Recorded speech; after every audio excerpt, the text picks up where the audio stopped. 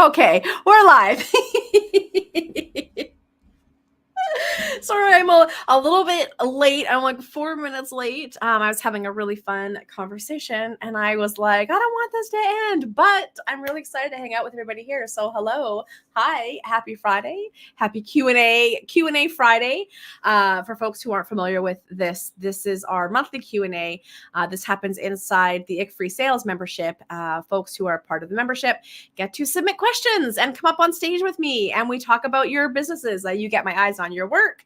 You get a chance to ask all the questions that are keeping you up at night, get some easy solutions, and we get into it. So we're just here, we're kicking things off, just waiting for folks to come on. So I'm going to give it a few minutes while everyone is getting themselves settled. And I have a lineup of questions that people have already pre-submitted. And of course, if you have one, you can also ask it. All right, where did I go?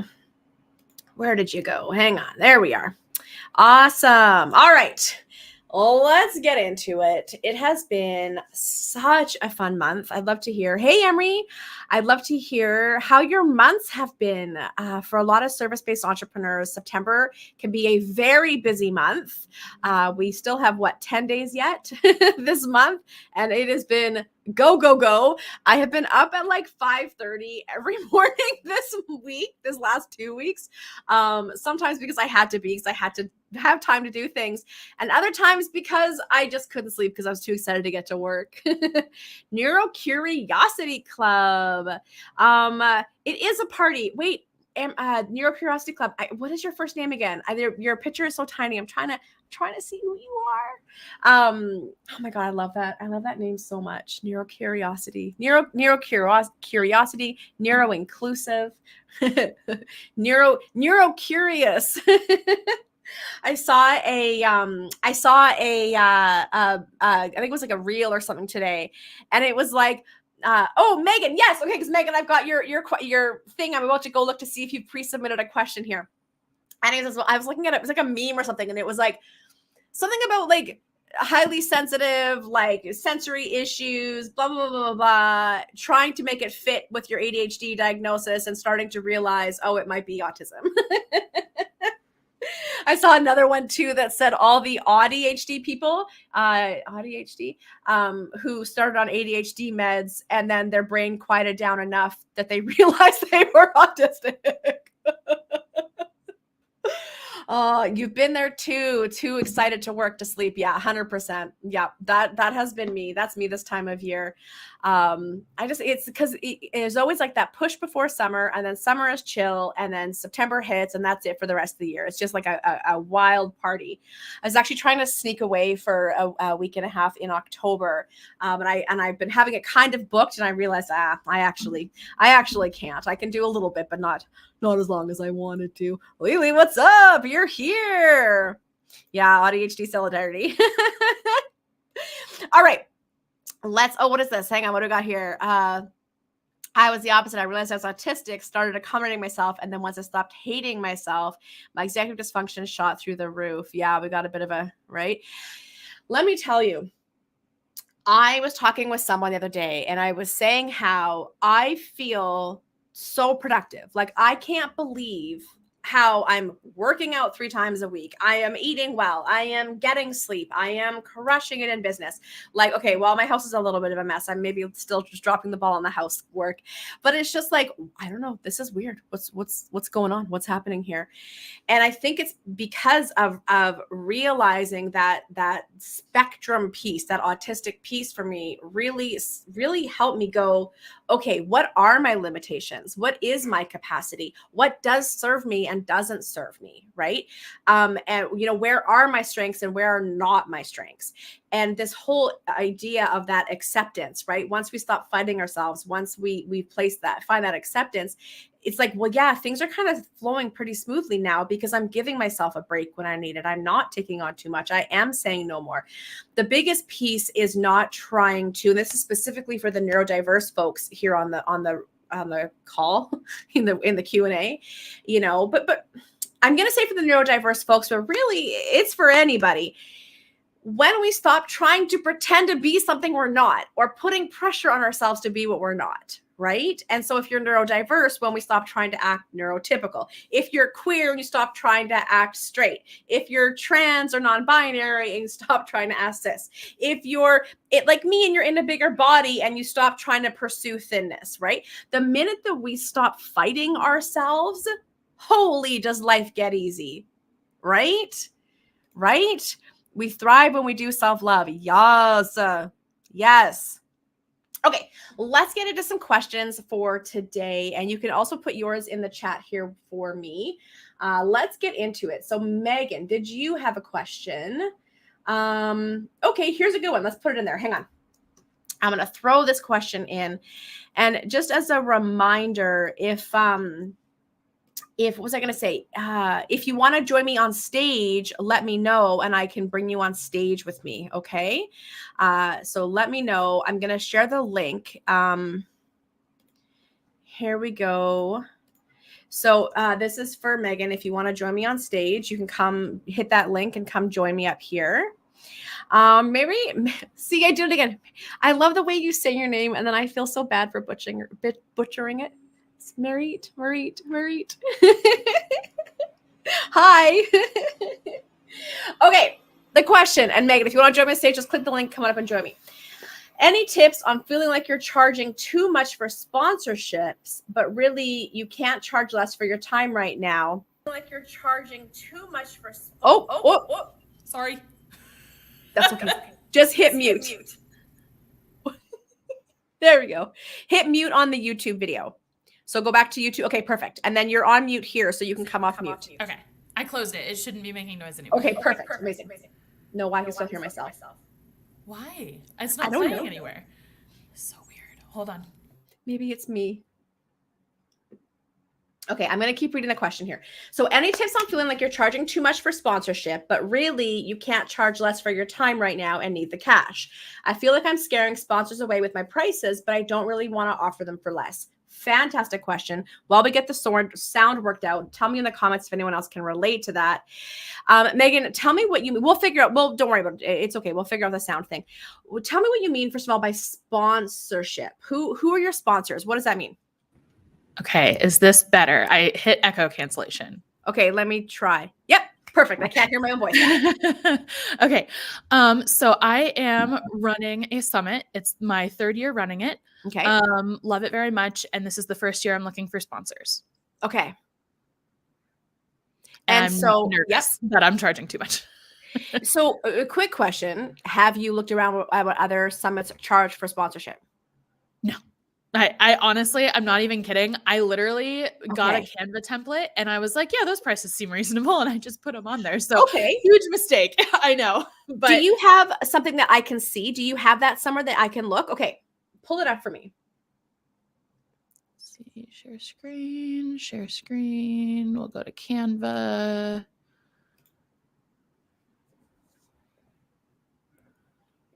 Okay. And then here it is. Can you see that? Yes. Okay. So we have sponsorship proposal, the Neurodivergent Lived Experience Summit. Oh my gosh, I want in on that summit. Okay. Keep it going. What's the next thing?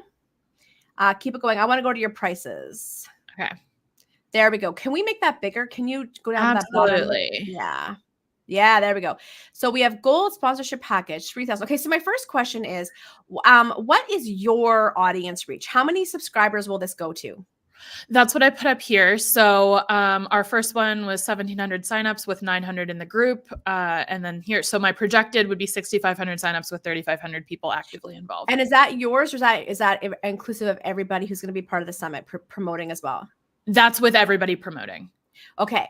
So you had 6,500. What do you know the average sign up that your contributors got? Ooh, no, not off the top of my head. So just as an aside, that would be really good analytics to collect. I know a lot of summit and bundle hosts don't necessarily do that, but I thought it's something that could potentially strengthen people's decision on spending money on this. Mm-hmm. That being said, I do think those prices are a little high. Yeah. So, okay.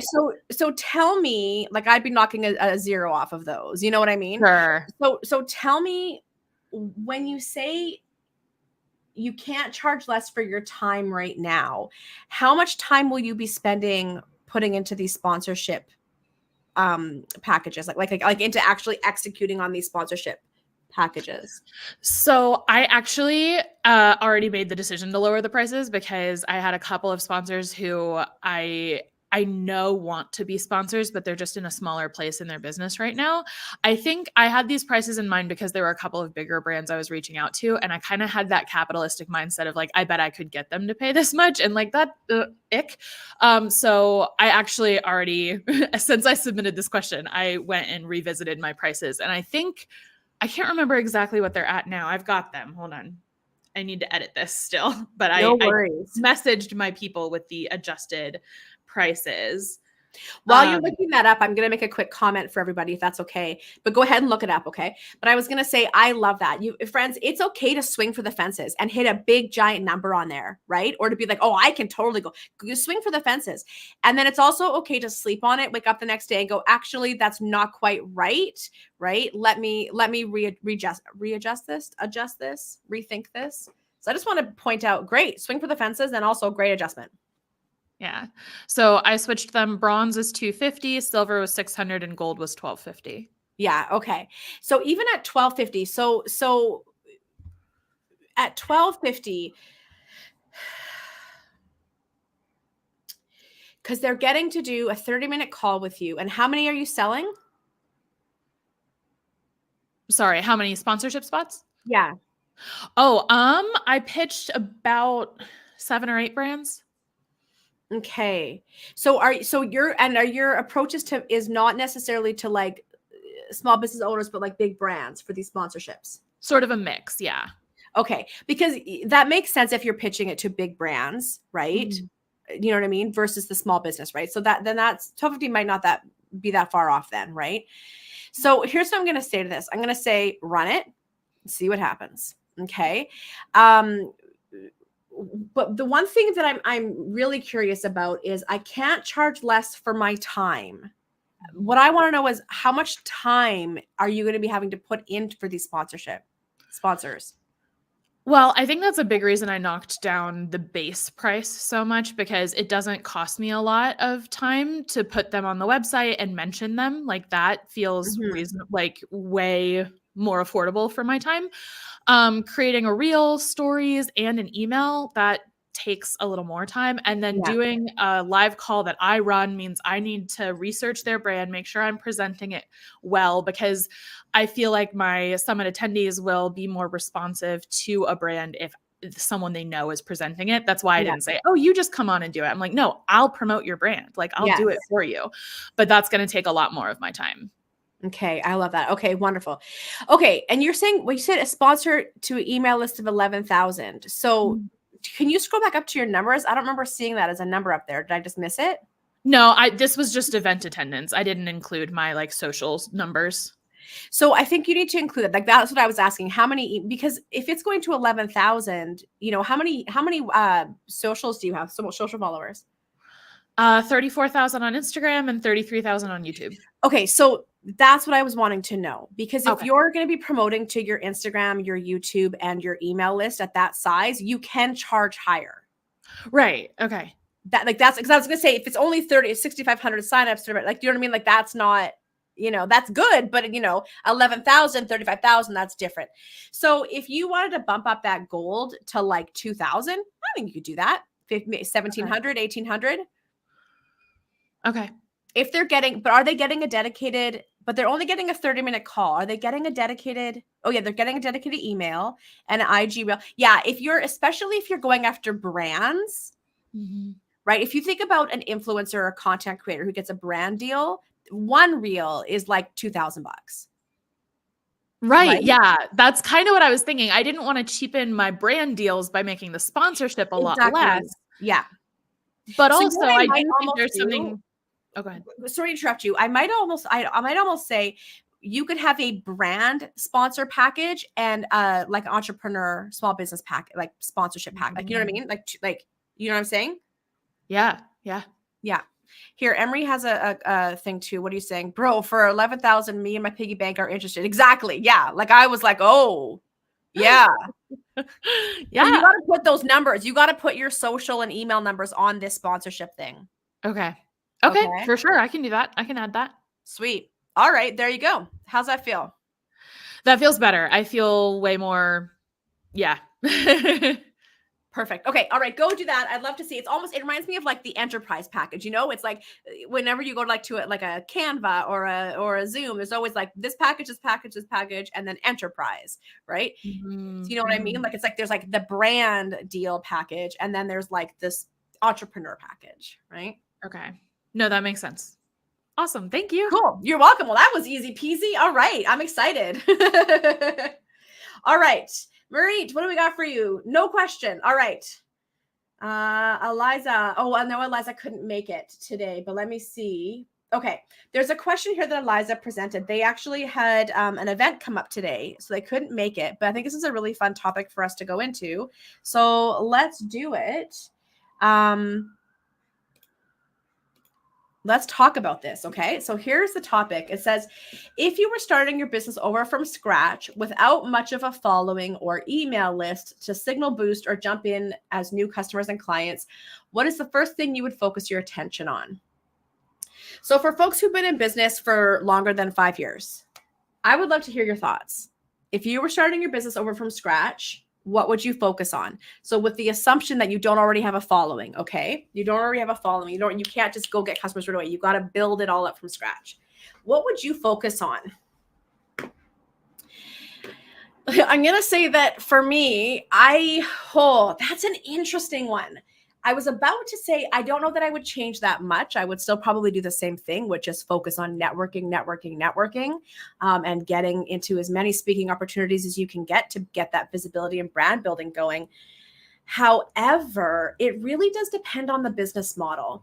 So for example, if you were selling like on an online program or online, offers or courses or something that's online, I would probably be focused on YouTube, and as well as getting into summits and bundles and podcasts. So I would do a combination of public speaking, summits and bundles, and getting into some sort of content channel. I like YouTube because there are so many potential revenue streams within YouTube through brand sponsorship, ads, subscriptions, memberships, and then of course selling your own products and services, right? Affiliate partnerships, right? There's so many revenue streams there, and it's such a great platform for being able to engage community on. That's probably what I'd start there. If it was a business where it was a service business, you're a coach, you're a trainer, you're an HR consultant, some kind of service that you're providing, I would probably say the same thing that I always say, which is it's going to be networking and public speaking. You're going to want to build your networks, build your connections, get directly in front of your customers, in front of referral partners, in front of leaders who can open doors for you, get you on some stages, and like really just get to hustling, getting that public speaking going so that you're getting, again, brand visibility, building that notice. What other kinds of businesses are there? I mean, there's things like tech and SaaS and product-based businesses, in which case it's going to be probably a lot of being on LinkedIn, getting into thought leadership spaces, again, really building that brand recognition, getting on stages, but then also putting money into ads, like going hard into ads. So like, again, starting from scratch, it really does depend on the type of business. So let's hear what some of y'all are saying. I'm so curious. So Mary, we've got getting lots of credentials and trainings. Just kidding. Don't ruffle my feathers. Don't ruffle my feathers. I was talking with another one of my clients. Our relationship is so much deeper than clients. But I was talking to another client, and she was saying how she wanted to go do coaching, go join a coaching program for something. And this person has had so much, like you, Marie, so much in terms of training and education and programs and coach, like so much. And I was like, you don't need it. You are already doing it. You have lived it. You have so much education and experience. You don't need it. But it's where we go hide when we don't know how to do business development, right? We go hide and let me go learn something else. No, Go network and get clients.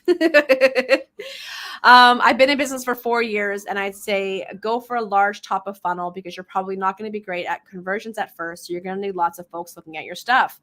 So I disagree, but it depends on the business. But the reason I disagree with that is because it depends on the business. If your business is strictly online and you are using strictly online tools, then sure, go for it, right? But if you're selling a service, right, or it's something where there is a sales call required, right, you're going to want to be doing the networking piece, the community building piece, the public speaking piece, because you're going to want to be up close and personal with people and see what's working and what's not, right? Hang on one second. You're not going to posting content online and having a lead magnet and having an email list. Holy smokes, are you shooting in the dark on what people are responding to and what's going to actually get them to engage it, right? Whereas if you're like at a networking event and telling people what you do and then bringing them into a conversation with you and having a call with them, you're getting so much better and more accurate data, market research, immediate feedback, right, on what you're talking about, right? When you're community building and you're hosting monthly hangs or you're inside of a community of some sort, sharing content, you're able to get such direct feedback, right? Because you're right there with people. So yes, you can for sure do top of funnel, but it just depends on the business model. Business is really quickly. I see club. So what does that mean? So you're talking about short form video, honestly, while also building your email list off. So yeah, it just depends. So here's the thing that people also say, right? Oh, I'll build your email list, or I'm going to build my email list. Okay, how? Right? Short form video. Okay, who's watching? How are you growing your social following? Right? That's something that people don't often consider. Is they think, well, I just got to post on something on Insta, or I just got to send something to my email list. Yeah, but how are you growing? Right? What are you doing to grow that? Right? Yeah, been networking like crazy this week. Fantastic. LOL, fair. I struggle to convert, but see, yes, but love creating content. Oh gosh. Did you just call yourself out? So for me, top of funnel is easiest and most fun for me. Of course it is. Of course it is. Because there's no risk. There's no risk. Creating a post is easy. Creating a lead magnet is easy. That there's no risk, right? The risk comes in having a conversation. Right? Going to an online or in-person event of some sort and meeting people and having a conversation, right? Bringing them back and having a sales call. Like, oh, there's a risk there, right? We talk about rejection sensitivity. We talk about awkwardness, right? We talk about energy output, right?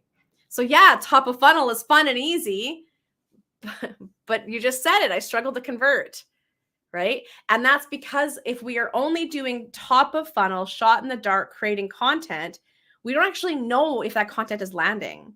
We don't actually know if it's converting. And I say this all the time to folks, right? Like as business owners, remember, your job is not to create content to get followers, okay? Your job is to get sales. You're a business, right? You have to get customers, you have to get clients. That's your job. And so we can't pay attention to vanity metrics, right? I don't care how many times someone likes your post or comments on it or shares it out there, whatever. Are they converting to your email list? Are they making a purchase? If not, what are we doing, right? What are we doing? So that might have sounded harsh, but that's just my tone. I'm very direct, but yeah, this is the conversation. Am I a content creator or am I a business, right? I need to make sales. That's my purpose of my business.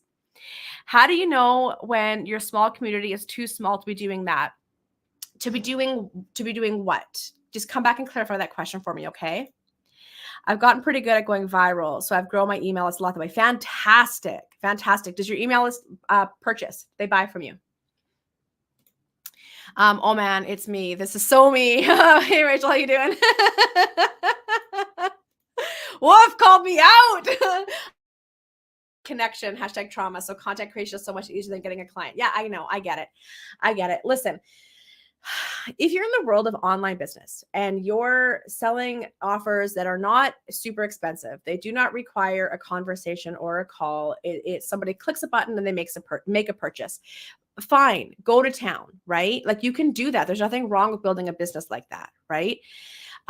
We just have to be super tuned in to what converts and what doesn't. We can't just create things because we want to create it.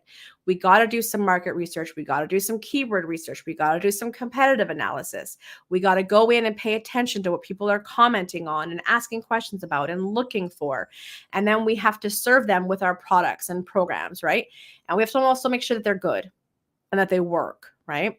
A lot of times when people are creating courses or group programs or whatever on low ticket offers. Okay, I'm going to get a little bit ranty for a second, okay? Hashtag what else is new.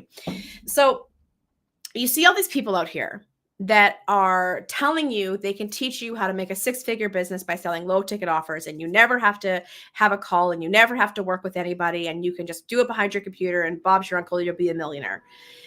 Okay, well, how do you know those products and services are good or products and programs are good, right? How are they actually effective?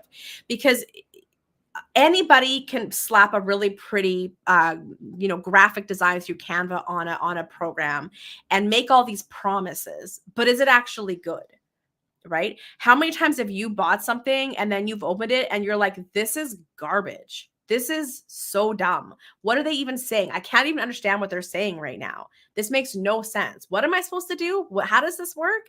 This has not impacted my life in a positive way at all. Right? So this is where we get into the ethics of sales, right? And of entrepreneurship. Are you wanting to be an entrepreneur because you're wanting to make a difference, wanting to make an impact? There is this purpose in you that you want to fulfill, or this sense of self-expression that you want to express, right? Or am I just here to make a quick buck? Because you can just be an online scammer. And I'm not saying anybody here is that, but I'm just saying, yeah, you could slap a pretty picture on and make a big promise, and who cares? You got the money. And we know because we've all bought those things, right? But the reason that a lot of times we will work one-on-one with folks or work in small groups with folks is because that's where we test out. Does this guidebook I made actually work? Is this course actually transformative? Am I actually able to deliver on this promise? Right? So I know I should take your name off here because I'm not meaning to speak directly to you. I don't want people to think I'm yelling at you. But that is the question that I want you to ask yourself. Am I just here to make a quick buck? Well, then you can fudge your way through anything, right? But am I impact to make a difference? Well, then I got to talk to people. I got to test my stuff out. I got to make sure it's good and it works, right? So just some food for thought there. Oh, we said you take it with love. Okay, good. It's honestly what I started doing. My membership is pay what you can, starting at $3 a month. Yes, and I sell super easily through my ads and Summit. They sell high ticket coaching easily on Instagram. Yes. Yeah, then you sell high ticket easily on Instagram. Do you ever have a sales call with somebody, or they just sign up for coaching with you? And what does high ticket mean? What is your average ticket price for coaching? Emery, the conversation went too fast. I don't remember the specifics of when I commented my question. I think I was talking about using your group for market research and whatnot, your community. Because you would ask the question, how do I know, how do you know when your small community is too small to be doing that? And I think it was around when we were talking about the market research for using a community building. I mean, I don't know. I kind of feel like there's no such thing as a too small of a community. Do you know what I mean? Like if you've got a community and people are engaged and it's continuing to grow bit by bit, I mean, as long as it's the right people, the types of people that would be your customer, they don't necessarily have to buy from you, but they're the types of people that you want to be working with. You're going to get good feedback, good market research, right? Okay. Hey. Oh, you made it. I was gonna say, yeah, you made it. I literally, this is your question, right? Yeah, we're literally talking about your question right now. So you said Eliza comes late and opens to, yeah, you can be an online scammer. Yeah, we're literally talking your question right now. Okay. What do we got here? So high ticket is $2,000 for 12 weeks. And honestly, I have some sales calls, but usually that works best for my group coaching program. For one-on-one, people follow you for months and eventually pull the trigger. Fantastic, right? Fantastic. I would say it's kind of a similar situation. A lot of times, by the time people come to a call with me, they already kind of know what they want and what they want to join because they've been following for a while, right? And so that is great, right? Again, I don't know the full structure of your business and how long. You said 4 years, right? Like you've been doing this a while, so you learn that. And that's the thing, right? Like if you're not in a place where you need to get sales right now, like I need to grow right now, right? You're like, I could take my time. Well, then you can take that time to figure that stuff out, to test all these different types of content, slowly grow your email list and grow your socials and join summits. And you can take your time to test that out, right? And for folks that need money now, network, public speak, get in front of the people who would purchase from you and have a conversation, right? So yeah, it's all what works for you. Yes, you made it. So any more on this question? If you were to start your business over from scratch, what is the first thing you depends on the business model. So I'll let you go back and watch the replay, but it depends on the business model, but we kind of threw around some ideas. All right, next question. We have Emery. Emery, did you submit a question? Yes. Okay, perfect.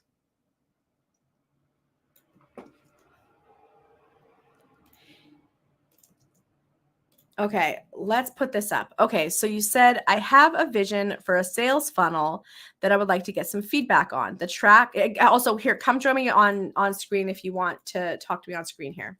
There's the link. You can come join me here. So I have a vision for a sales funnel that I would like to get feedback on. The track is client purchases a script, worksheet, or workbook that takes them to a webinar, takes them to a one-on-one. Yeah. Is that like, do you have something you physically want to show me or just ask me questions? Come on up. Come on up and let's talk about it. Oh, we have a good question on pricing right away too. Fantastic. Oh, whoops. Oh, I just realized that I put the link to join me as a banner. I'm like, come on, get up here. Oh my gosh, I'm such a nerd. All right, come on up.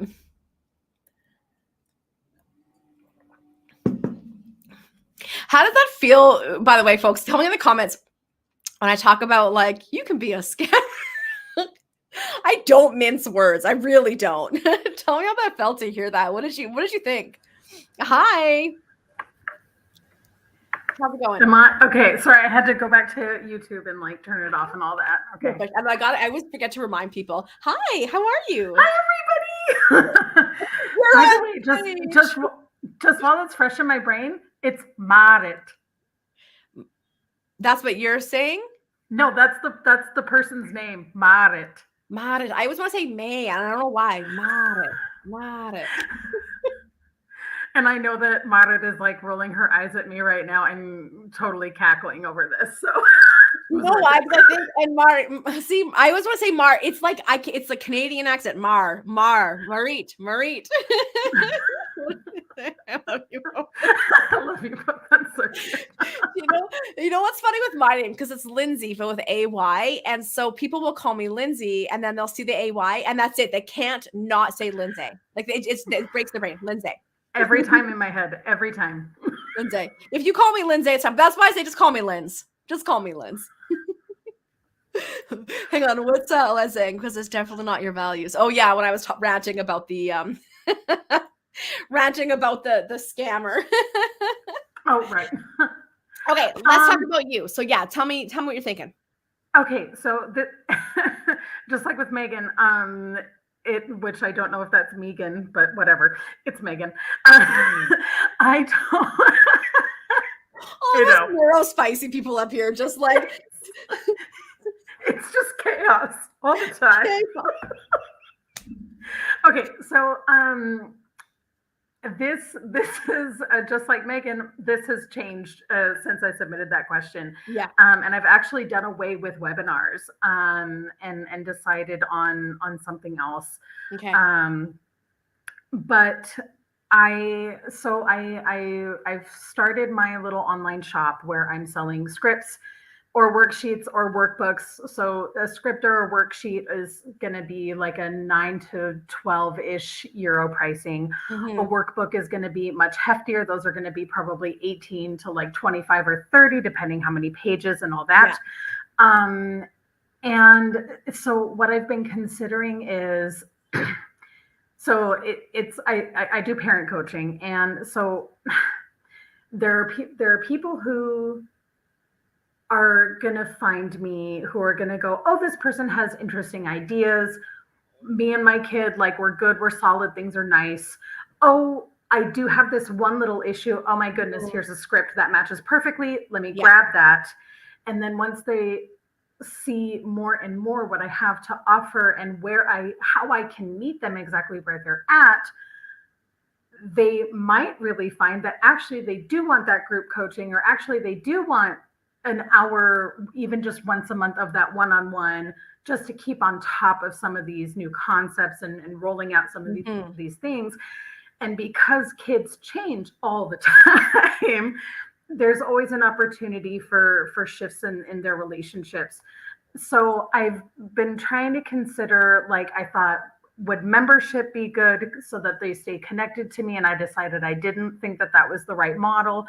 So I've been shifting my attention to learning more about sales funneling, so that I have this kind of active, I'm staying fresh in their minds, they're staying warm, they're staying connected because they want the information that's supporting their day-to-day with their kids, right? So that's like the broader picture of what I've been considering. And I think that I am now done speaking. Okay, I love that. Okay. So the first thing that's really popping out to me is knowing your market, right? Knowing your audience. So it sounds like you've got people who they want to work one-on-one with you. And then you got people who probably never will, but they will take advantage of those scripts. And it's really important to understand the difference between them, because we don't want to go into this saying, I'm going to turn you into someone you're not. Right? Yeah. Fully on board with that. Yes. So that being said, that doesn't mean that they won't eventually. We just can't have that objective, because that is a recipe for frustration. It feels very should-y. Yeah. You should get the one-on-one with me just because you got a script. And that's not true. They probably don't need that level of support or want it or any of that. Right. You know, I even think about, like, I was having a fun conversation earlier today, and I had said, you know, people typically come to work with me one-on-one for one of two reasons. Number one, they just need my brain to help them calm the chaos of all the things they could be doing or should be doing, get them a plan and nudge them in the right direction. And then I have people, and I'm talking specifically one-on-one work. Then I have people that come work one-on-one with me who literally want me to hold their hand with them through every step. We're writing the emails together. We're doing the website copy together. We're building the funnels together. Right. And so I need to know the difference between those two people so I can serve them well without undue pressure or stress on me and on them. Right. And so for you, okay, great. I love this idea, because you're going to have parents that just need a nudge. They just need one thing. Okay. And so you're going to have these low tickets. So instead of moving them towards one-on-one, I would just be moving them towards more low tickets. I love that. I love that. I don't, you know, I'm still so new. It's like you gave me that language: longtime practitioner, newbie entrepreneur. Yeah. And that's why I wanted a low ticket. I searched for a long time for a low ticket, but I wanted to have one, because there are folks who, they just need that piece of paper with 10 ideas of how to tell your kid it's time for dinner. Yeah. And one of those is going to click, and it's never going to be a problem again. Yeah. And they're going to walk away feeling great about our relationship. And I want to leave that absolutely intact. Yes. Because I'm not just because of what it does for them in the home with their child, but they're going to go and tell all their friends, oh my God. And I got this idea because I bought this freaking script for $9 that changed our day-to-day lives. Yes. And like, here's the email. And when people feel great about it, they're going to talk about it. Yeah. Because that's how I've gotten work for the last 10 years. This is exactly it, right? And this is, you know, back to that point earlier a little bit, we were talking about like scammers. You know what I mean? Like if somebody gets results, they're going to talk about it. And that's when you can think about having an affiliate. Do you love these products and have more parents that need to know about it? Become an affiliate. right? Earn 50% of everything that people buy through your link, right? So that now you're getting other people. And I talk a lot about building like communities of champions and cheerleaders, people who are out there now advocating for you, talking about you, sharing your stuff, and they're earning a commission and you're getting a sale and you didn't do a dang thing. It's the other folks that are doing it because they're so pleased with the impact your stuff had. And think about when you launch a new $9 offer in the email. All right, everybody, we got a new one. Here's what to do when you're on vacation and the kids are having a meltdown and da da da da da. Right. And so now here's a new thing. Right. And so people are like, yep, I want to buy it. I want to buy it. Yeah. And we look into some sort of revenue stream around a subscription. Every month there's a new one. You can get a subscription, and every month you see how when we that's don't when try, it makes sense. Yeah. Yeah. We don't try to convert. Hang on one quick second. Let me say this for folks. Okay. When we stop trying to turn this customer into that customer and instead understand their needs, now we can create revenue streams and additional revenue points that make sense. What were you going to say? Thank you for everything. It was, you put the spotlight on it in all the right ways. And I keep, because I am such a longtime practitioner and I know what I have to offer, it's so difficult to not put the cart before the horse, especially when it's for us newer spicy folks who have learned how to turn that into efficiency to the extreme degree. I'm like, I'm doing this, I'm doing that, I'm networking. Like I already know like almost all the people in this call because we have a project going on. And I'm really excited about it. So there's all these amazing things that are happening. So I feel like I'm further ahead than where I'm supposed to be, but at the same time behind.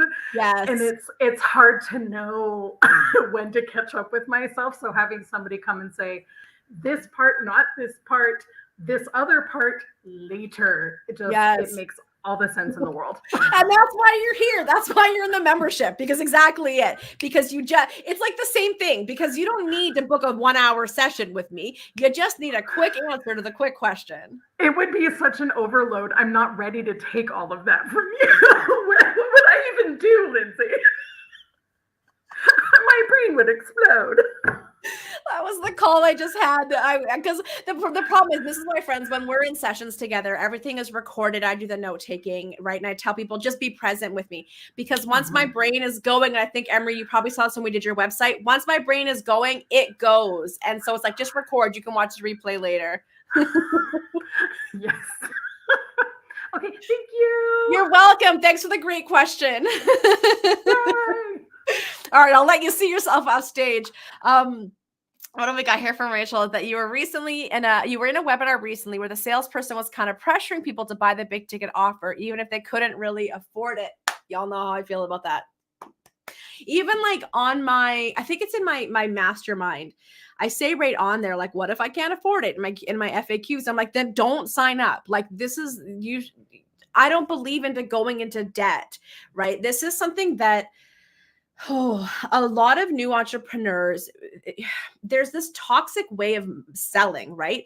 Where if you believe in yourself, you will invest in yourself, right? You got to spend money to make money, put it on the credit card, like, no, spending money on something in your business does not guarantee that you will make money from it, right? It does not guarantee to pay off. So we have to be really, really sure of where we're spending our money and will that get us to where we need to go, right? And if you're a new business owner and your focus really is revenue generation, I need to bringing money in for my life, for me to put back into my business, to pay for things I need to do, right?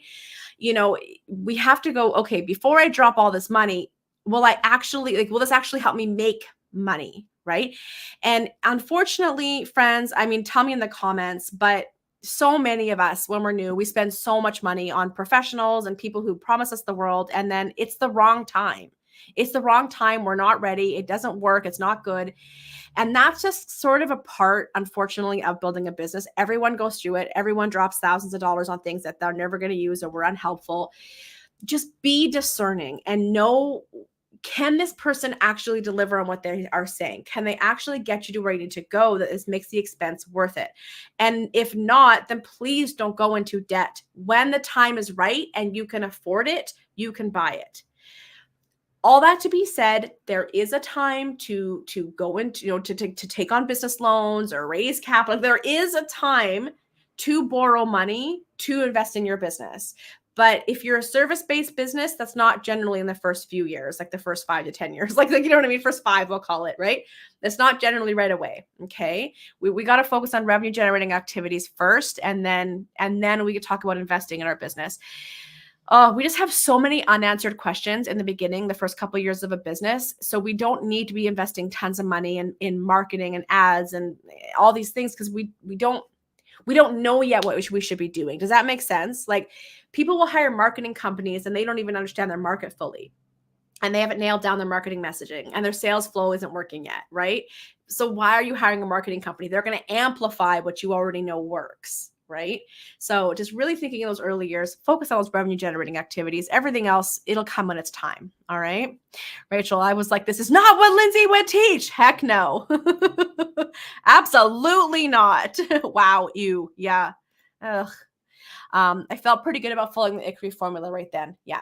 What do we always say? People buy if and when it's right for them. If we have to pressure people, guilt people, manipulate people, coerce people into buying from us, we're doing something wrong. Yes, at Emery, we need to collab. I'm sure Emery saw this, but yeah, Emery, go and do another collab there. Also, Lindsay, I told my husband about your loving rant about me, and he was like, yes, listen to them. People always say I call you out, and I'm like, no, don't I call you in though? Hopefully I call you in. Melanie, what's up? Hi. And that is gross. Just those words. Yup. It was Amway. I follow a lot of anti-MLM content creators on YouTube. Oh, that was exactly how it was pitched. You have to spend money or you don't believe in yourself. Yeah, that's the most common one. The most common one. Sorry, I'm like realizing that my shirt is kind of itching me. I keep itching it as we're talking, itching my neck. Anyways, the most common one that I hear is, if you believed in yourself, you would invest in yourself, or you got to spend money to make money. I remember being at this weekend conference once, and the speakers that put it on, it was like, on day 1, they ended the day with saying, if you want to make $10,000, you got to spend $10,000. And then on the afternoon of day 2, they pitched a $10,000 mastermind. It's like, you guys think you're so slick. You think you're so slick. I feel like I actually catch more clients because I don't do that, and I feel more authentic.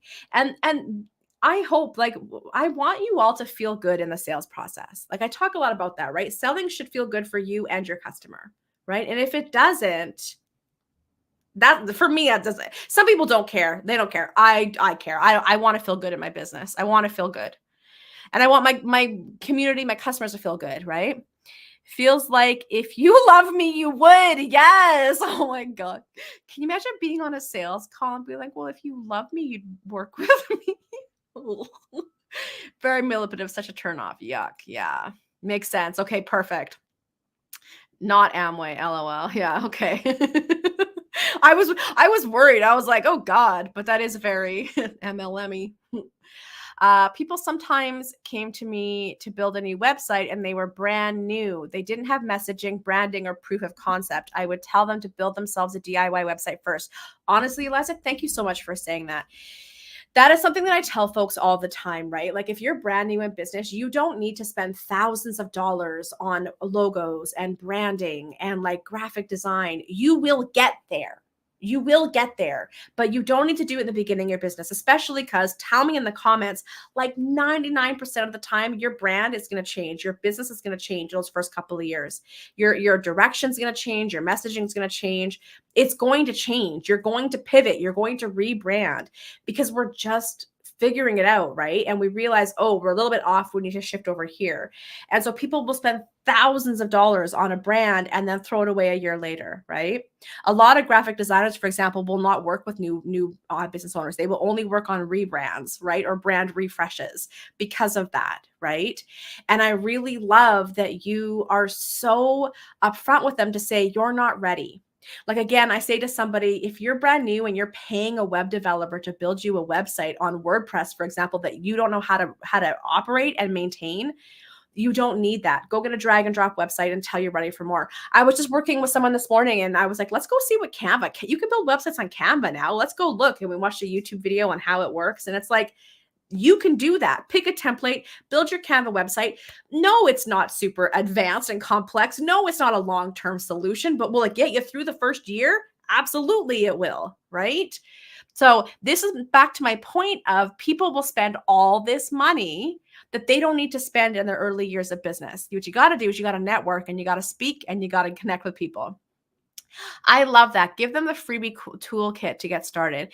And realize that could be a potential revenue stream. If you have a ton of people, like a lot of people coming to you before they're ready, why don't you just go make a course on how to make a Canva website to get you through your first year in business and then sell them that, right? And here you go. Go make a website for your first year in business. And when you've got some money, come back to me. And then partner with people, become referral partners with people who can help them get their business going. I do a lot of referral partnerships with people like marketers and brand designers and, people like that who they get people that come to them too soon. And they're like, you need to go work with Lindsay first for a year and then come back to me. Right. So go create a fun little how to make a Canva to get you through your first year in business course, and then partner with people where you can get a referral fee who can help them get the business off the ground and tell them, I need you to get them to here and then send them back to me. Cool. Exactly. They don't know what they want yet. Melanie, there are website templates that are easy. It will be perfect. It will be imperfect. It's okay. Exactly. Because at the end of the day, friends, your website's not going to sell your business. It's you getting out there and selling is what's going to sell, right? Your website's not going to bring in customers. You need to have it, but it's just a thing. It's like having a business card doesn't sell that. Like, this isn't like, ring, ring, hello, would you like to work with me? Like, this isn't doing anything. It's just a thing, right? So it's your actions. The website is just there to give grounding to the information, right? To give proof, right? Can we please make some... If I was more creative and more patient, I would make it like a reel or a TikTok about, like, the two POVs. There's the card, then there's me talking. You guys, I want to make a reel on my business card having a sales call. Okay, focus, Liz, focus. Please, somebody message me that and remind me to do that. That would be so funny, or it would be a total flop. Emery, I'm already on version like 3 or 4 of my website that I just built in May. No chance of paying someone for that right now. Exactly. Oh my gosh, you guys, I'm dying. Okay. Let's do this one. So yeah, this is from Megan Writes Everything. Megan, if you're here, let me know. Whoops, that's the wrong place. Sorry. We're gonna go into this one right now. And if you're here, let me know and I will bring you up on stage with me. Oh my gosh. Don't you love your brain and sense of humor, friends? All right, what do we got here from Marit? See, I can't do it. I feel genuinely bad, and I don't want to not feel bad. I know you've given me permission to like not get it right, so I'm gonna just lean into that permission. I feel funny whether I should order business cards or not because I don't have a website or a phone number, but I'm going face-to-face network events, so I feel like I need cards. Okay, so let's talk about that for a quick second. Business cards. I like them. And here's why. I think it's a really great way to already kind of be like, pow, like this is me. Like you can really show your personality and your brand tone through a business card. I like them because it doesn't interrupt the flow when you're talking. You're not having to stop and pull out your phones and go follow each other on social. Like it allows you to stay really present, right? Like I always put QR codes on mine so people can just scan it and it takes them to like my opt-in or whatever, right? I like them. But you can also not. You could also, another thing I'll do is I'll add them on Instagram or LinkedIn, that take a screenshot. And then at the end of the networking event, I'll just go and go look at all my screenshots and then contact folks, right? You can do whatever you want. I just like them because I just think it's a really great way to make a really powerful first impression, to really show off your personality. what was I going to say? When I first started my business, I didn't even really have a business. I just knew I wanted to start one. And I had networking cards. And so they were just bright pink, different hue of pink. Actually, it was closer to this kind of a hue versus this sort of more bubblegummy one. Anyways, they were bright pink. I said, "Hi, I'm Lindsay," really big across the whole card. And on the back just had like my email, I think like my LinkedIn, you know what I mean? My phone number maybe. And that was it. And I just had networking cards. And so I would say to people, "I'm starting a business, not sure what it's going to be yet. It's going to be in this kind of space. Let's connect," right? So even if there's nothing on there more than your name, that's fine, right? And then you can your name and your email and your LinkedIn. Start there, okay? Maybe guys, it's me again. Okay, I was gonna say, yeah, that's you. Right? Perfect. Okay, did you come up on stage? Are you gonna come up and join me? Did you get the link? Here it is again. Here. Make cute business cards that you can fill in. Yes, if you are gonna make business cards that you want people to write on, make sure that you do it. Like mine's always like in a matte. I don't gloss it. That way I can write on it. These are actually old ones. I don't think I have any of my new ones here, but my new ones are just white on the back with a lot more white space. But yeah, you can do that too, where they can write like, actually I've seen this, which is really cool too. You know, I met you at, or we met at, and then the person like I would say, I'm going to write where we've met on here ahead of time. And that way that's there as well for folks. But the reality is, friends, here's the reality of it. Is you want to get their business card. You want to get their contact. Give them this because it's great first impression, right? Great first impression. But you want their contact info so you can go ahead and contact them, right? All right, Megan, I'm going to bring you on stage. Stop feeling bad. Okay, I'm officially stopping feeling bad. I just like the cards, but I'm going to go with imperfect, not to the letter. Wonderful. Like, honestly, your business card isn't going to sell your business, right? For you. Vistaprint. Yeah. I think I ordered these on Canva and then I don't know who they use for a printer. Then they just came to me. Perfect. All right. The question on the table, Megan, I see you here, but there's no camera. Oh, perfect. Amazing. Okay. Hang on. I put you on mute because I'm getting feedback. That's okay. That's okay. All right. How do you know when it's time to raise your prices? My prices have been the same since 2022 and inflation has skyrocketed and I'm feeling it, but I'm afraid to charge more because of inflation. Okay. So you need to raise your prices. Oh, there's more. Okay. Because of inflation, kind of stuck in scarcity mindset, like no one, including both me and my clients, has enough to go around. Okay, I know you're on mute, so I'll stop talking when you come off, then we won't get so much feedback. But let's talk about this for a second. We actually talked about this last summer, I believe, when people started to really, or I think it was earlier this year, people started to feel the domino effect of inflation, of the cost of living going up, and people started to see a drop in their sales, right? You may need to look at an element of pivoting if you are noticing that your customer, your core customer, is no longer able to afford you. You might need to look at offering something that's lower cost and more accessible. Okay, that's just something to think about. Okay, the other thing is you may need to look at pivoting your market and looking at folks who are maybe a different market where they can afford you, right? So if people have stopped buying, we need to look at what's going on. Now, if they haven't stopped buying and this is all in your head, then raise your rates, raise your prices, okay? You can decide if you want to have a pricing scale, right, where people can enter at different points. You can offer a lower cost option and then your main core offering, right? There's so many different things you can do to address different sort of budgets and needs. But anytime someone has one-on-one time with you, that should always be a premium price. Okay, so I'm going to stop talking and I'm going to let you go now. I'm going to go on mute. Okay, is this okay? Okay. I think honestly, most of this was answered by my previous question. So, because it is in my head, but it's also real. Like my numbers are going up, like followers, email subscribers, but my sales are not going up, which means that like per capita, my sales are actually going down. So I think I like what you said about, potentially just pivoting offers and then, trying out pivoting markets, because I have offered, equitable pricing models. I have offered low ticket, and it still seems like people are really hesitant, which makes me think it might be a messaging thing. Yeah, it sounds like it's the wrong people, right? And again, sort of like back to vanity metrics. Email list growth is amazing, right? Social media list growth is amazing, or social media following is amazing.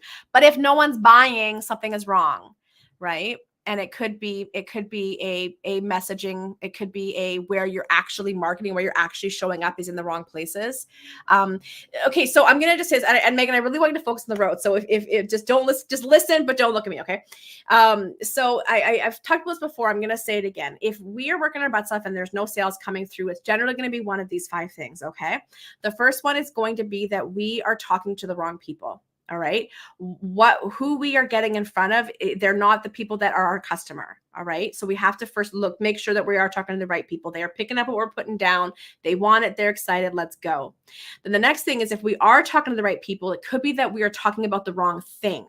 Right. So I know this is my market. I know this is where I need to be, but I don't think I'm positioning myself in a way that is relatable or a way that inspires them to like take action. Right.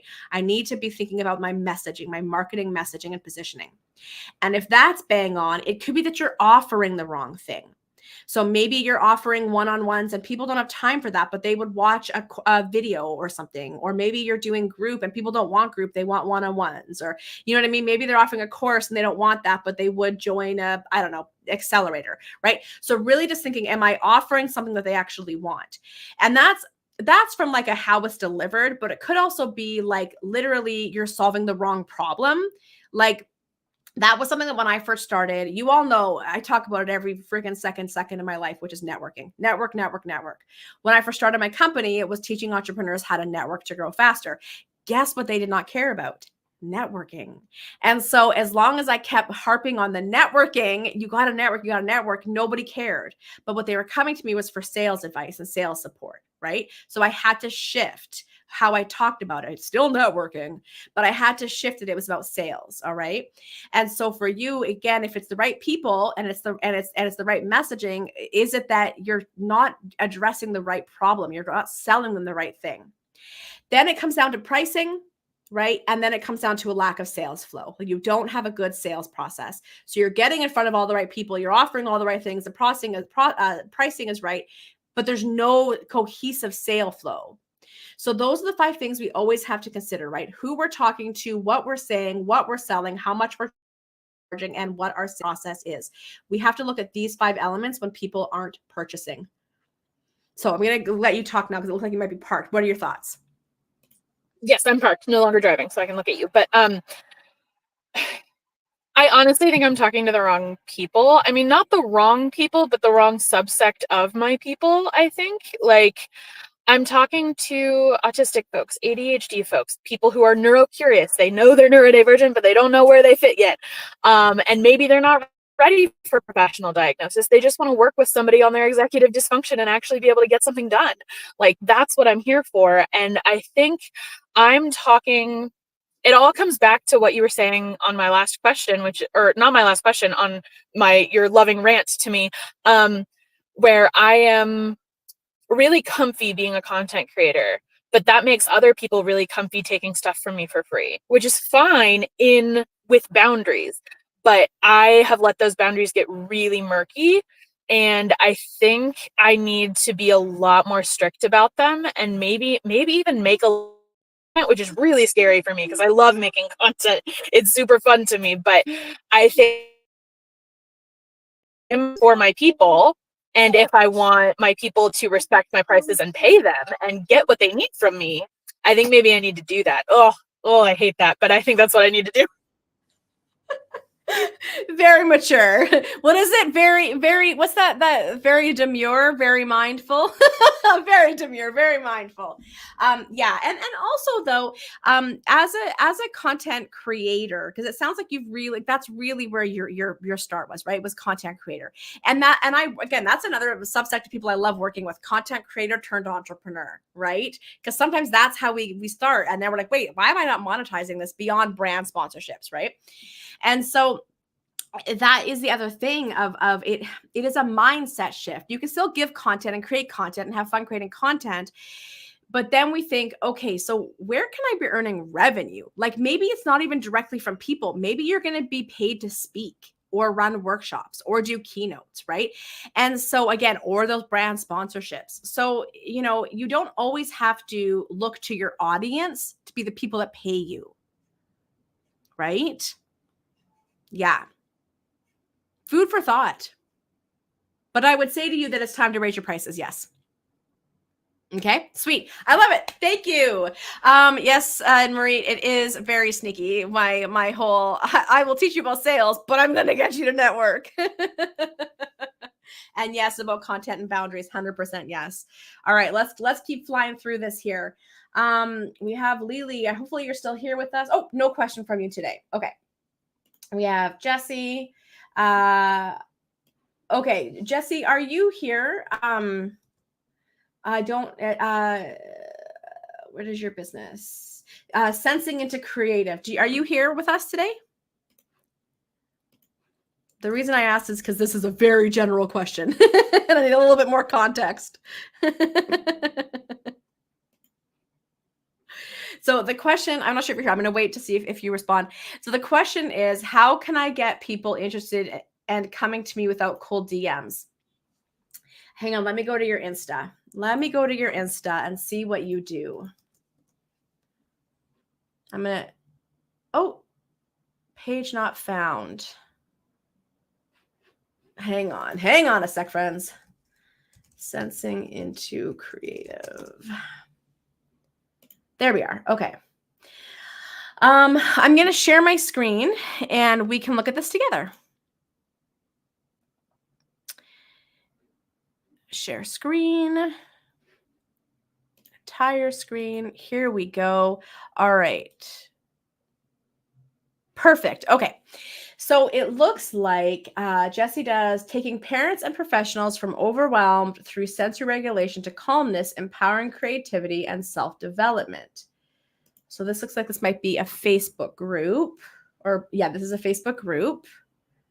Hi, my name is Jessie. I've been working as an OT for more than 10 years, born in South Africa and the UK. Oh, both in South Africa and the UK. Coaching individuals around sensory regulation, creating a life they feel more aligned to. I'm just kind of scanning here. So working with professionals to help them understand their own sensory systems, regulation, and empowering them to create more self-acceptance, be relationship with their needs, and having ways to discuss. Okay, so it's a lot. Okay, so professionals to help with sensory systems. Okay, so when we look at this question of, when we look at this question of how do we get people interested in coming to me without cold DMs? Because yeah, cold DMs don't work, right? Would you all agree? Like sending cold DMs and emails or cold calls, they don't work. And when you get them, you erase them, right? You don't even really read them. They're weird. They're uncomfortable. They're creepy. But that doesn't mean we can't still DM people, right? So if your strategy for getting coaching clients, so you're selling a face-to-face direct service, right? A one-on-one service here, and you want to send those DMs at Instagram, you still can, right? Except for that I wouldn't look at it as selling. I would look at it as just starting to build relationship and build know, like, trust. You've already got a Facebook group, which is fantastic because we want to think about creating a container, right? Where am I building a container for people who may or may not be ready to buy, but we have a place for us all to gather and connect and build relationship, right? And build that know, like, trust. Community building is RGA number 3.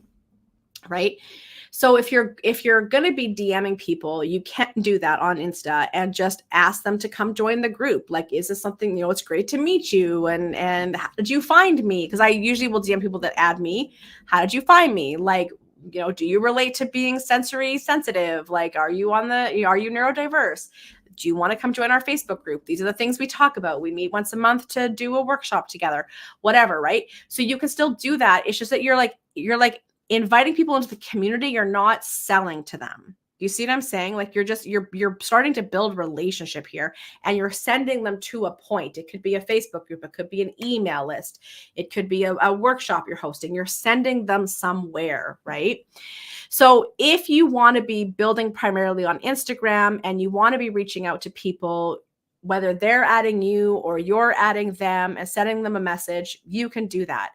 But generally speaking, the fastest way to grow like a coaching business is going to be through networking and public speaking into other people's audiences where those folks would be your customers and clients, right?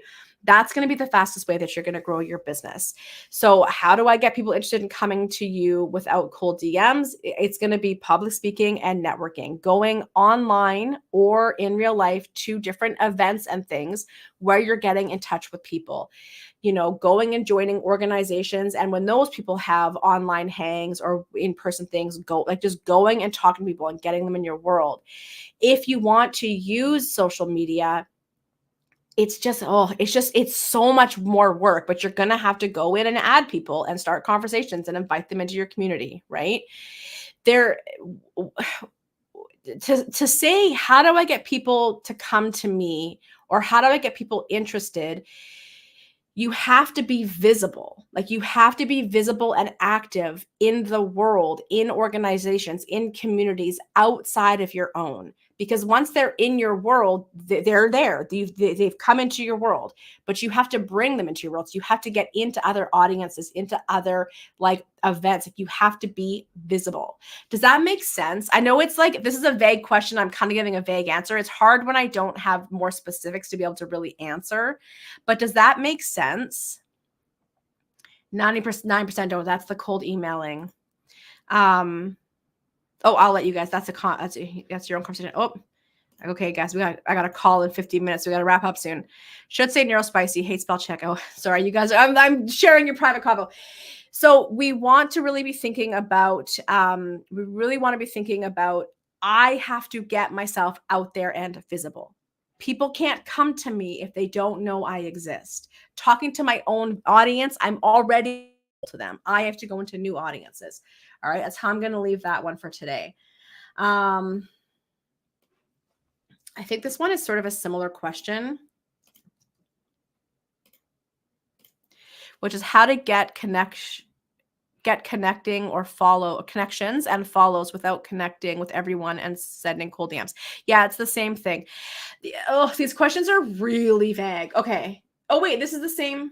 Oh, this is the same. This is the same person. They just put it in twice. Okay. Shauna did not have any questions. Who else we got here? No questions. Rachel, did you have a question? No, you didn't. And then last one is Mara. Okay, here we go. Last one for the day.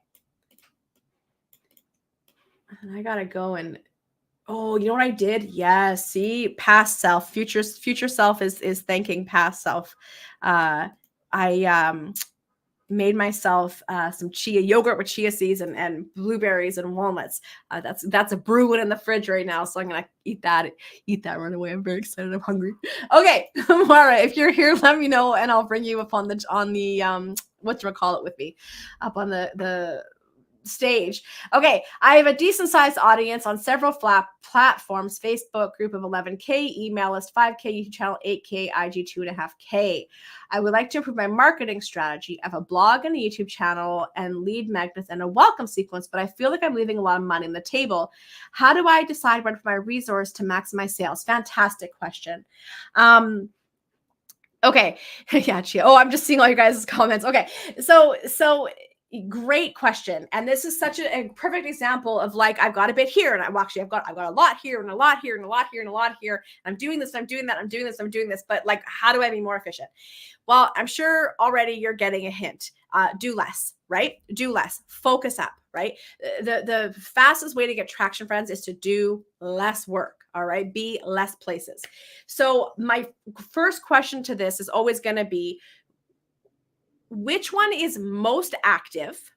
Which one do you have the most fun doing? Which one is the easiest for you to do, right? And which one is the highest converting to like your email list, your lead magnet, whatever, right? So when we're doing all these things, we really want to think of those questions. Which is most active, highest converting? I enjoy doing the most, is the easiest for me to do. All right. Let's ask some strategic questions there first in terms of efficiency and fun and enjoying doing it. Because if we're going to go all in on something, I want to make sure you're enjoying it. Okay. And that you can do it. All right. It's easy to do. It's not going to drain you dry. All right. So pick a platform and then think about your lead magnets. All right. Of all the lead magnets you have, what is the most representative of the thing you ultimately want people to purchase? What is most representative of you and your brand and what you want to be known for? All right. Which is the one that's the highest converting? And sometimes there might be a lead magnet that's most representative of you and what you ultimately want people to purchase, but it's not high converting. That could just be a problem with your opt-in page, right? You may just need to make a better opt-in page with higher conversion rates, right? So pick a lead magnet and then stick to it. Put it everywhere, right? Your LinkedIn, your Insta, your YouTube, the bottom of your email signature, right? Talk about it on Instagram and stories all the time, right? Like be sharing it out there, right? Okay. So pick a lead magnet, pick a platform, like pick a channel, and then I want you to pick something to sell. We oftentimes have a lot of things that we can sell or promote. Try to pick like one and focus on that for like the next 3 months. Just focus on it. Just say, even though I have all these other things, and if people want to buy it, I'm not going to say no, but I'm going to focus on selling this one thing, right? To this one market, using this one lead magnet or this one content strategy, whatever, right?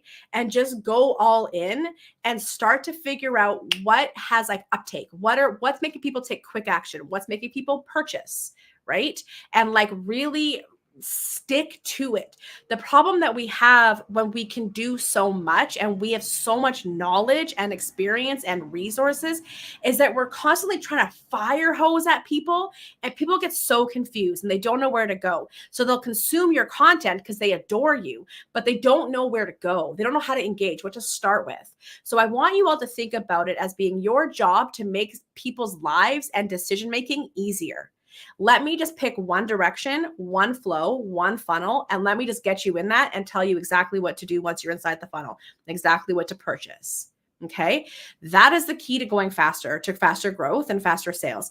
Do less, be very focused, and take people through that process of stranger to customer, right? Train stranger to customer. Okay. So that's my answer to that question. Does that make sense? Any more comments or feedback? Let me know. I'm going to read some comments as we're starting to wind down here. I'm making sense. Fantastic. Yeah. Oh, whoops. Sorry. That's yum chia. Chia is so good. You had me until walnuts. Well, you don't have to put walnuts on your chia pudding. Reminder to self, do less. I know it's tempting to want to do it all, but if we can just cut that out and just focus for like 3 months, you would be so shocked at how fast you'll get traction and start growing, right? For my Hot Mess Express exploration, do you advocate trying 2 to 3 platforms to see what sticks, what you like, what converts best, etc.? Okay. It depends on how your brain works. For me, that's too much. I would rather go all in on one platform for like 3 months and see how I do. That's just what's easier for me. Having to create all the, but I'm busy. I'm a busy entrepreneur. I'm a busy business owner. So if I pick one thing and go all in and to see how it does and see how I feel doing it, that's going to give me, I think, a much more realistic expectation of what it will look like to go all in on a platform, right? So let me go all in on this for 3 months to see how I like it. Let me go all in on Instagram. Let me go all in on YouTube. Let me go all in on blogging. Which one did I like more? Which one had higher conversions? Which one got better uptake, right? That's what I would do. But for you, if you don't like that, if you want to do a few hours every week on each thing, go to town, right? It has a matter of it's a matter of your capacity, of your skill level, of what your brain likes to do. I prefer to focus on one thing, give it a few months, and then start again with something else. Perfect. All right. Bestseller is my autism and ADHD discovery binders. Makes you wonder if I should go back to school and be an assessor. Watch you changing your entire business here on this live today. or immediately focus and do serial. Yeah, exactly. I mean, there we go. Yeah. I do one blog post and then use Etiquette 3 bullet point posts for Instapacer from that. Yeah, I've been playing with that this week, actually. In between client sessions, I've been playing on, like, I have this thing called Brainwork that, like, helps with writing blogs and repurposing blogs into content. And I've been kind of playing with that. And I've also been comparing it to ChatGPT to see what gets me better content, like better quality content. But yeah, there's lots we can do. Actually, if you all saw the ick-free sales strategy and script for this week was all about repurposing content on the go. So as you're making a piece of content, blog, YouTube, podcast, how can you be repurposing a bunch of content literally in the same moment as you're going? Where can you pull stuff that eventually will become reels and Instagram posts and emails and newsletters and things like that? What was this? Probably won't go well. School with 3 kids sounds hard. School sounds hard, period. I'm not a school cowboy. I like a self-taught, give me a YouTube video, let me put it to practice. Cowboy. All right, friends. We're going to wrap things up for today so I can go and get my chia pudding. Hang on, I have better. So as we wrap things up, just a reminder that this coming Tuesday is our monthly action planning session and our co-working session. If you haven't yet done the ick-free sales training, go and do that, and then come and join us for monthly action planning.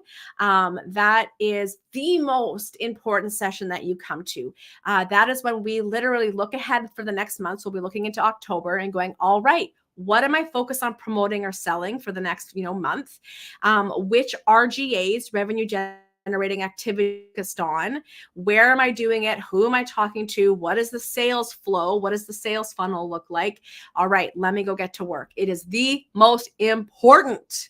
So I know it can feel kind of boring and monotonous because you're making a plan and we're not really talking. It's a lot of work in, but I'm telling you, the people that come to those consecutively after a few months are like knocking their sales goals out of the park.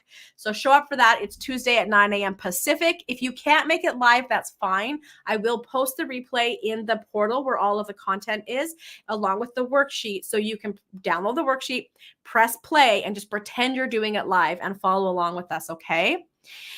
You are so welcome, everybody. This was so much fun. As always, we'll be back again on the 3rd Friday of the month. So 3rd Friday of October to go back for some more Q&A. Remember to sign up. Again, go to the member portal area there and you can sign up. You can submit your questions and we will get into it. I'm always so fired up from talking to you guys.